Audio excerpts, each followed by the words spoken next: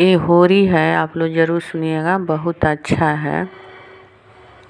लेके खोइछा में आबीर मैया खेलीले होरी। लेके खोइछा में आबीर मैया खेलीले होरी।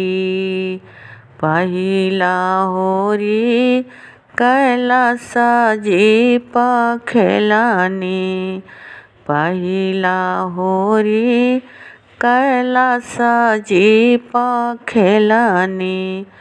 गौरी मैया के संग मैया खेलीले होरी।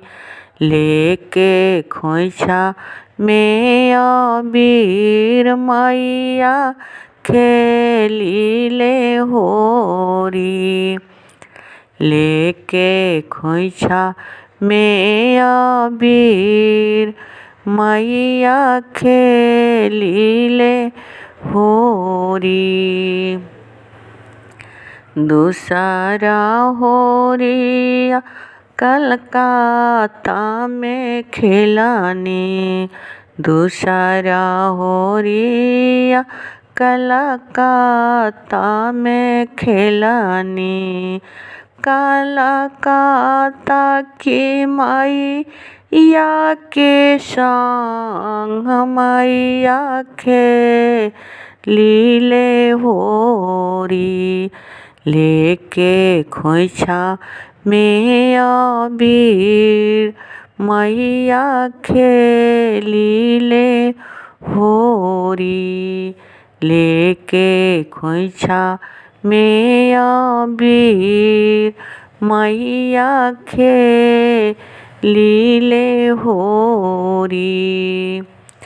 तीसरा होरी कामाख्या में खेलानी। तीसरा होरी कामाख्या में खेलानी।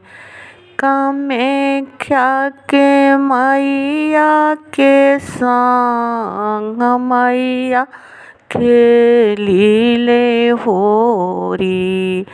लेके खोइछा में आबीर मैया खेलीले होरी। लेके खोइछा में आबीर मैया खेलीले होरी। चौथा होरी विंध्याचल जी में खेलानी। चौथा होरी विंध्याचल जी में खेलानी। विंध्याचली मैया के संग मैया खेलीले होरी। लेके खोइछा में आबीर मैया खेलीले होरी। पाँचवा होली ओहे गोकुल जी में खेलानी। पाँचवा होरी ओहे वृंदावन में खेलानी। राधा मैया के संग मैया खेलीले होरी। लेके खोइछा में आबीर मैया खेलीले होरी। लेके खोइछा में आबीर मैया खेलीले होरी।